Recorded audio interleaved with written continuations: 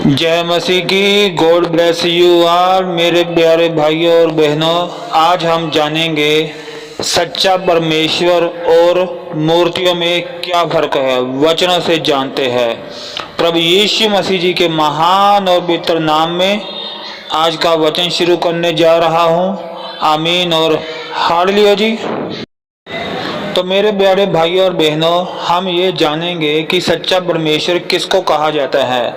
नया नियम कुलूसियों 1 अध्याय और उसका 16 और 17 वचन। क्योंकि उसी में सारी वस्तुओं की सृष्टि हुई, उसी में मतलब परमेश्वर में, प्रभु यीशु मसीह जी में। ठीक है मेरे प्यारे भाइयों और बहनों, क्योंकि उसी में सारी वस्तुओं की सृष्टि हुई, स्वर्ग की हो अथवा पृथ्वी की, देखी या अनदेखी।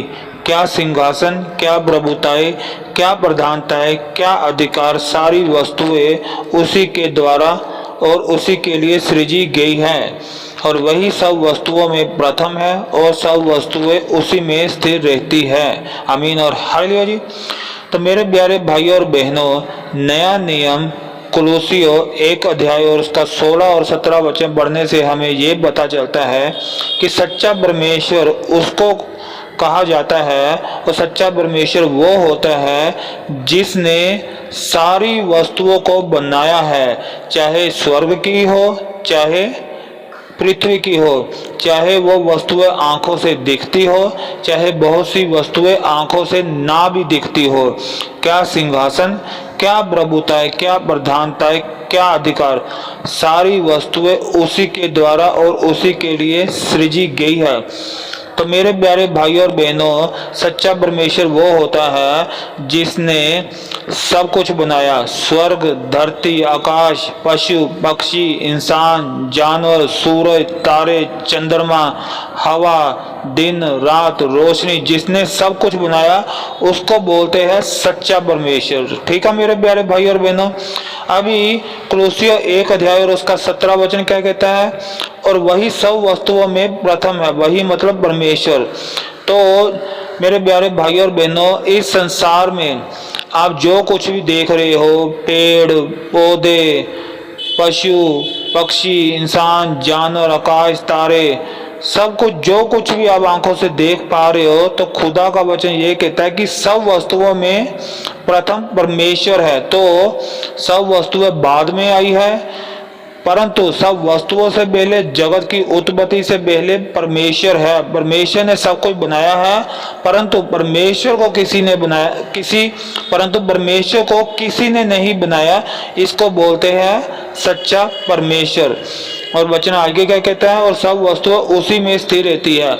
जो कुछ भी आप देख रहे हो, आकाश, तारे, पृथ्वी, तो परमेश्वर ही सब वस्तुओं को स्थिर करके रखा है। परमेश्वर ने ही सब वस्तुओं को संभाला है कि वो अपनी अपनी जगह पर कायम रहे।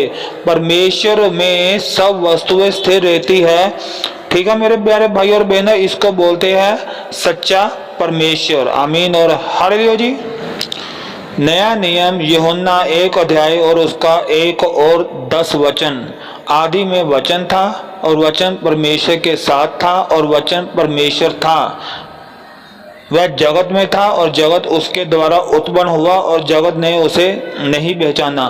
तो मेरे प्यारे भाइयों और बहनों, कभी कभी आपके मन में ये आता होगा, कभी कभी आप ये भी सोचते हो कि दुनिया से पहले क्या था, दुनिया को बनाने वाला कौन था, सच्चा परमेश्वर कौन है? तो यही वचन आपको बता रहा है कि आदि में, यानी कि सब कुछ बनने से पहले वचन था। अभी वचन कौन है? वचन है प्रभु यीशु मसीह जी। तो सबसे पहले आदि में वचन था। वचन मतलब प्रभु यीशु मसीह जी थे। और आगे वचन क्या कहता है? वचन परमेश्वर के साथ था, यानी कि प्रभु यीशु मसीह जी अपने पिता परमेश्वर जी के साथ थे और वचन परमेश्वर था, मतलब प्रभु यीशु मसीह जी परमेश्वर थे। वह जगत में था, यानी कि 2022 साल पहले जब प्रभु यीशु मसीह जी धरती पर आए थे अपना बलिदान करने के लिए, इस संसार के लोगों को पापों से बचाने के लिए, इस संसार के लोगों के पापों की खातिर मरने के लिए जब प्रभु यीशु मसीह जी 2022 साल पहले आए थे, जैसे वचन कहता है वह जगत में था और जगत उसके द्वारा उत्पन्न हुआ। और प्रभु यीशु मसीह जी ने दुनिया को बनाया था, परंतु इस दुनिया वालों ने प्रभु यीशु मसीह जी को नहीं पहचाना। तो मेरे प्यारे भाइयों और बहनों, नया नियम यूहन्ना 1 अध्याय और उसका 1 और 10 वचन पढ़ने से हमें यह पता चलता है कि सच्चा परमेश्वर वो होता है जिसने जो सारी वस्तुओं से पहले जो था और जिसने सारा जगत जिसने बनाया उसको बोलते हैं सच्चा परमेश्वर। तो वचन से हमने जान लिया है कि प्रभु यीशु मसीह जी ही सच्चा परमेश्वर है। तो आने वाले वचनों में आपको मैं ये भी बताऊंगा कि मूर्तियां क्या है, सच्चा परमेश्वर और मूर्तियों में क्या फर्क है। सच्चा परमेश्वर के बारे में तो मैं आपको बता रहा हूं, तो आने वाले वचनों में मैं आपको मूर्ति के बारे में भी बताऊंगा कि सच्चा परमेश्वर मूर्तियों में क्या फर्क है। ठीक है मेरे प्यारे भाइयों और बहनों। नया नियम प्रेरितों के काम 7 अध्याय और उसका 48 और 49 वचन। परंतु परम प्रधान हाथ के बनाए घरों में नहीं रहता, जैसे कि भविष्यवक्ता ने कहा कि प्रभु कहता है, स्वर्ग मेरा सिंहासन और पृथ्वी मेरे पांव तले की पीढ़ी है। मेरे लिए तुम किस प्रकार का घर बनाओगे, मेरे विश्राम को कौन सा स्थान होगा। तो अभी कई लोग ये कहते हैं कि मैंने अपने घर में भगवान के लिए कमरा बनाया हुआ है, मेरे घर में भगवान रहते हैं। परंतु जो सच्चा परमेश्वर है वो कहता है, परम प्रधान मतलब सबसे ऊंचा कौन है? परमेश्वर ही है, सच्चा परमेश्वर ही है। तो सच्चा परमेश्वर कहता है कि मैं हाथ के बनाए घरों में नहीं रहता। और आगे वचन क्या कहता है? प्रभु कहता है स्वर्ग मेरा सिंहासन है, मतलब जो स्वर्ग है वो परमेश्वर का सिंहासन है। और जो पृथ्वी है, परमेश्वर कहता है जो पृथ्वी है वो मेरे पांव तले की पीढ़ी है, मतलब मेरे पांव की चौकी है। तो अगर पृथ्वी परमेश्वर के पांव की चौकी है तो पृथ्वी तो बहुत बड़ी है, तो खुद सोच लो परमेश्वर कितना बड़ा होगा। अगर परमेश्वर कहता है कि पृथ्वी मेरे पांव की चौकी है, मेरे पांव तले की पीढ़ी है, तो पृथ्वी तो बहुत बड़ी है, तो परमेश्वर तो बहुत बड़ा होगा। तो लोग कैसे कह सकते हैं कि मैंने अपने घर में परमेश्वर के लिए एक घर बनाया है, एक जगह बनाई है। तो परमेश्वर हाथ के बनाए घरों में नहीं रहता। जो सच्चा परमेश्वर होता है वो हाथ के बनाए हुए घरों में नहीं रहता है। ठीक है मेरे प्यारे भाई और बहनों। तो आगे वचनों में हम ये जानेंगे कि सच्चा परमेश्वर मूर्तियों में क्या फर्क है। ये भी सच्चे परमेश्वर के द्वारा ही सुन लो कि वो मूर्तियों के बारे में क्या कहते हैं। आमीन और हालेलुया जी। अभी हम जानेंगे सच्चा परमेश्वर मूर्तियों के बारे में क्या कहता है। पुराना नियम निर्गमन 20 अध्याय और उसका 4 और 5 वचन। यहाँ पे परमेश्वर यहोवा जी कहते हैं, प्रभु यीशु मसीह जी के पिताजी का नाम है यहोवा जी। तो परमेश्वर यहोवा जी कहते हैं, तो अपने लिए कोई मूर्ति खोदकर ना बनाना, ना किसी की प्रतिमा बनाना जो आकाश में व पृथ्वी पर व पृथ्वी के जल में है। तो उनको दंडवत ना करना और ना उसकी उपासना करना, क्योंकि मैं तेरा परमेश्वर यहोवा जलन रखने वाला ईश्वर हूँ। और जो मुझसे बैर रखते हैं उनके बेटों, पोतों और परपोतों को भी पितरों का दंड दिया करता हूँ। आमीन और हालेलुया जी। तो मेरे प्यारे भाइयों और बहनों, पुराना नियम निर्गमन 20 अध्याय उसका 4 वचन पढ़ने से हमें ये पता चलता है कि सच्चा परमेश्वर हमें मूर्ति के बारे में क्या कह रहा है। सच्चा परमेश्वर हमें कह रहा है कि कोई मूर्ति नहीं बनानी है और ना किसी की प्रतिमा बनानी है, मतलब ना ही किसी की तस्वीर बनानी है, चाहे वो आकाश में हो, चाहे पृथ्वी पर हो या पृथ्वी के जल में हो। तो आगे वचन क्या कहता है? निर्गमन 20 अध्याय और उसका 5 वचन परमेश्वर, सच्चा परमेश्वर कहता है तो उनको दंडवत ना करना, मतलब मूर्तियों को या कोई भी तस्वीरों को बनाकर उनको भगवान कहते हो। तो परमेश्वर कहता है ना ऐसी मूर्तियों को, ना ऐसी तस्वीरों को दंडवत नहीं करना है, मतलब मूर्तियों के आगे और तस्वीरों के आगे सिर झुकाकर पैरों के बल होकर मुंह के बल गिरकर उनको दंडवत नहीं करना है। और खुदा का वचन आगे क्या कहता है, परमेश्वर आगे ये कहता है, और उनकी उपासना भी नहीं करनी है, मतलब ना मूर्तियों की उपासना भी नहीं करनी, मूर्तियों की पूजा भी नहीं करनी है, और मूर्तियों के आगे झुकना भी नहीं है। अगर आप, क्योंकि आगे वचन परमेश्वर क्या कहता है, सच्चा परमेश्वर, क्योंकि मैं तेरा परमेश्वर यहोवा जलन रखने वाला ईश्वर हूँ, जो मुझसे बैर रखते हैं उनके बेटों बोतों और बरबोतों को भी पितरों का दंड दिया करता हूँ। तो मेरे प्यारे भाइयों और बहनों, सच्चा परमेश्वर और मूर्तियों में यही फर्क है कि जो मूर्तियां हैं वो लोगों के द्वारा बनाई गई है, लोगों के द्वारा ही मूर्तियां भगवान कहलाती है, जबकि मूर्तियां सिर्फ लोगों की कारागिरी है, इससे ज्यादा मूर्तियां कुछ भी नहीं है। इसलिए परमेश्वर ने कहा कोई मूर्ति नहीं बनानी है, कोई तस्वीर भी नहीं बनानी है, और उन मूर्ति और तस्वीरों को दंडवत भी नहीं करना और उनकी पूजा भी नहीं करनी है। ठीक है मेरे प्यारे भाई और बहनों, आमीन और हालेलुया जी।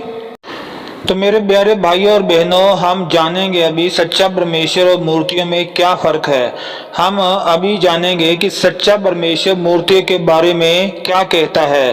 पुराना नियम भजन संहिता 115 अध्याय और उसका 3 वचन से लेकर 8 वचन तक हम पढ़ते हैं। हमारा परमेश्वर तो स्वर्ग में है, उसने जो चाहा वही किया है। उन लोगों की मूर्तें सोने चांदी ही की तो है, वह मनुष्य के हाथ की बनाई हुई है। उनका मुंह तो रहता है परंतु वह बोल नहीं सकती, उनकी आंखें तो रहती है परंतु वह देख नहीं सकती, उनके कान तो रहते हैं परंतु वह सुन नहीं सकती, उनके नाक तो रहती है परंतु वह सूंघ नहीं सकती, उनके हाथ तो रहते हैं परंतु वह स्पर्श नहीं कर सकती, उनके पांव तो रहते हैं परंतु वह चल नहीं सकती, और अपने कंठ से कुछ भी शब्द नहीं निकाल सकती। जैसे वे हैं वैसे ही उनके बनाने वाले हैं, और उन पर भरोसा रखने वाले भी वैसे ही हो जाएंगे। आमीन और हालेलुया जी। तो मेरे प्यारे भाई और बहनों, अभी इन वचनों को मैं आपको समझाता हूं कि परमेश्वर, सच्चा परमेश्वर आपको क्या कहना चाहता है मूर्तियों के बारे में। तो मेरे प्यारे भाई और बहनों, सच्चा परमेश्वर आपको ये कहना चाहता है कि अभी आप देखो, हमारे इंडिया में ही देखो कि लोगों के घरों में चांदी की भी मूर्तियां होती है, सोने की भी मूर्तियां होती है, मिट्टी की भी मूर्तियां होती है, स्टील की भी मूर्तियां होती है। ठीक है मेरे प्यारे भाई और बहनों, पर परमेश्वर क्या कहता है, परमेश्वर का वचन क्या कहता है, उन लोगों की मूर्तें सोने चांदी ही की तो है, वह मनुष्य के हाथ की बनाई हुई है। तो दुनिया में आप जितनी भी मूर्तियां देख रहे हो वे सोने की भी होती है और चांदी की भी होती है, परंतु इन मूर्तियों को लोगों के द्वारा बनाया जाता है, लोगों के हाथ के द्वारा बनाया जाता है। ठीक है मेरे प्यारे भाई और बहनों, अभी वचन आगे क्या कहता है, उनका मुंह तो रहता है, मतलब मूर्तियों में मुंह तो रहता है परंतु वह बोल नहीं सकती, उनकी आंखें तो रहती है परंतु वह देख नहीं सकती। तो मेरे प्यारे भाई और बहनों, अगर आप मूर्ति पूजा करने वाले लोग हो तो आप ध्यान से देखना, आपके घर में या आप कहीं मंदिर जाते होगे या रास्ते में आपको कोई भी मूर्ति नजर आती होगी, तो ध्यान रखना है कि उनके मुंह लगा होता है परंतु ये मूर्तियां बोल नहीं सकती। उन मूर्तियों की आंखें भी होती है परंतु ये मूर्तियों की आंखें किसी को नहीं देख सकती। तो वचन आगे क्या कहता है, उनके कान तो रहते हैं परंतु वह सुन नहीं सकती, उनकी नाक तो रहती है परंतु वह सूंघ नहीं सकती। तो मेरे प्यारे भाई और बहनों, मूर्तियों के कान भी होते हैं परंतु वे कान किसी को नहीं सुनते, मूर्तियों की नाक भी होती है परंतु मूर्तियों की नाक कुछ भी सूंघ नहीं सकती। वचन आगे क्या कहता है, उनके हाथ तो रहते हैं परंतु वह स्पर्श नहीं कर सकती, उनके पांव तो रहते हैं परंतु वह चल नहीं सकती, और अपने कंठ से कुछ भी शब्द नहीं निकाल सकती। तो मेरे प्यारे भाई और बहनों, आप देखो, जब कोई इंसान किसी अपने घर में रखी हुई मूर्ति के पास जाता है या किसी मंदिर में जाकर उस मूर्ति के सामने खड़ा होकर उनको प्रार्थना करता है, तो परमेश्वर का वचन क्या कहता है कि उन मूर्तियों के हाथ तो रहते हैं परंतु वह स्पर्श नहीं कर सकती। तो जब आप मंदिर में जाते हो या आपके घर में कोई भी मूर्ति है या मंदिर में कोई भी मूर्ति है, आप मूर्ति को हाथ लगाते हो। क्या कभी मूर्ति ने आपको हाथ लगाया? वो मूर्तियां आपको हाथ नहीं लगा सकती। उनके हाथ तो है परंतु वे मूर्तियां आपको हाथ नहीं लगा सकती। और मूर्तियों के पांव भी होते हैं परंतु कभी भी आपने किसी मूर्ति को चलते हुए देखा है? आप खुद चलकर मूर्तियों के पास जाते हो, मूर्तियों को प्रार्थना करते हो, जबकि मूर्तियों के पांव होते हैं परंतु मूर्तियां के जो पांव होते हैं वे मूर्तियां खुद नहीं चल पाती। ऐसा क्यों? क्योंकि वो सिर्फ मूर्तियां ही है, उसमें कोई जान नहीं है। वचन आगे क्या कहता है? और अपने कंठ से कुछ भी शब्द नहीं निकाल सकती। जब आप किसी भी मूर्ति को देखो दुनिया में, उनके कंठ लगा होता है परंतु क्या उनके कंठ में से आपको कोई आवाज आती है? क्या वो मूर्ति अपने कंठ के द्वारा कुछ एक शब्द भी बोलती है आपको? बताओ मेरे प्यारे भाई और बहनों। तो कहने का मतलब यही है कि मूर्तियां ना बोल सकती है, मूर्तियां ना आपको देख सकती है, मूर्तियां ना आपको सुन सकती है, मूर्तियां ना आपको सूंघ सकती है, मूर्तियां ना आपको हाथ लगा सकती है, मूर्तियां ना चल सकती है, मूर्तियां आपको एक शब्द भी नहीं बोल सकती, क्योंकि वे मरी हुई मूर्तियां हैं जो सिर्फ लोगों के द्वारा बनाई हुई है, वे भगवान नहीं है। तो मेरे प्यारे भाई और बहनों, वचन आगे क्या कहता है? जैसे वे है वैसे ही उनके बनाने वाले हैं। जैसे वे है जैसी वे है। अभी मूर्तियां कैसी है? मूर्तियों में कोई जान नहीं है, मूर्तियां मरी हुई है। तो खुदा का वचन ऐसे आगे क्या कहता है? जैसी वे है वैसी ही उनके बनाने वाले हैं। तो जय परमेश्वर का वचन, सच्चा परमेश्वर आपको ये समझा रहा है कि जैसी मूर्तियां मरी हुई है, उनमें जान नहीं है, वैसे ही उनको बनाने वाले भी मरे हुए हैं। और वचन आगे क्या कहता है? और उन पर भरोसा रखने वाले भी वैसे ही हो जाएंगे। तो अगर आप मूर्तियों पर भरोसा रखते हो और आप कहते हो कि मूर्तियां भगवान है, तो खुदा का वचन सच्चा परमेश्वर आपको ये कहता है। तो अभी मूर्तियां कैसी है? मूर्तियां मरी हुई है, मूर्तियों में कोई जान नहीं है। तो ऐसी मूर्तियों पर भरोसा रखने वाले लोग भी मर जाएंगे। जब मरने के बाद परमेश्वर के पास जाएंगे, सच्चे परमेश्वर के पास, तब क्योंकि उन्होंने मूर्तियों को भगवान कहा है, मूर्तियों पर भरोसा रखा है और सच्चे परमेश्वर को तो भगवान बोला ही नहीं कभी उन्होंने। तो ऐसी मरी हुई मूर्तियों पर भरोसा रखने वाले सब लोग नरक की आग में जाएंगे, क्योंकि वचन कहता है उन पर भरोसा रखने वाले भी वैसे ही हो जाएंगे। तो मरी हुई मूर्तियों पर भरोसा रखने वाले लोग भी मरे हुओं के समान हो जाएंगे जब वह नरक की आग में डाले जाएंगे, जहां पे दिन रात रोना पीटना और दांत पीसना होगा। तो मेरे प्यारे भाई और बहनों, सच्चा परमेश्वर मूर्तियों में यही फर्क है कि सच्चा परमेश्वर लोगों के हाथों द्वारा बनाए हुए घरों में नहीं रहता। सच्चा परमेश्वर मूर्तियों में नहीं रहता। सच्चा परमेश्वर पत्थरों में नहीं रहता। सच्चा परमेश्वर ने खुद बोला है, तुमने कोई मूर्ति नहीं बनानी है, तुमने कोई मूर्ति नहीं बनानी, तुमने कोई तस्वीर नहीं बनानी, ना ही ऐसी मूर्तियों को, ना ही ऐसी तस्वीरों को तुमने पूजा करना है और ना ही इनकी उपासना करनी है और ना ही इनके आगे सिर झुकाना है। तो खुदा मूर्तियों के खिलाफ है। तो अगर आप मूर्ति पूजा करते हो तो अपने आप को मूर्ति पूजा से दूर करो। बाकी मर्जी आपकी है, आपने क्या करना है क्या नहीं करना है। हमारा फर्ज है, हमने सच्चा परमेश्वर का वचन सारी दुनिया में फैलाना है। इसके लिए कोई हमारी जान भी ले ले, हम अपनी जान देने के लिए भी तैयार है, परंतु हम सच्चाई का प्रचार करते रहेंगे। आमीन और हालेलुया जी। तो मैं विश्वास करता हूं कि सच्चे पिता परमेश्वर जी के वचनों से और उनके प्यारे पुत्र प्रभु यीशु मसीह जी, जो खुद सच्चे परमेश्वर है उनके वचनों से भी आपको आज खूब समझ मिली और मुझे भी खूब समझ मिली। और आज सच्चे पिता परमेश्वर जी के वचनों से और उनके प्यारे पुत्र प्रभु यीशु मसीह जी जो खुद भी सच्चे परमेश्वर है, उनके वचनों से भी आज आपको खूब आशीष मिली और मुझे भी खूब आशीष मिली। आमीन और हालेलुया जी। जय मसीह की। God bless you all. आमीन और हालेलुया जी।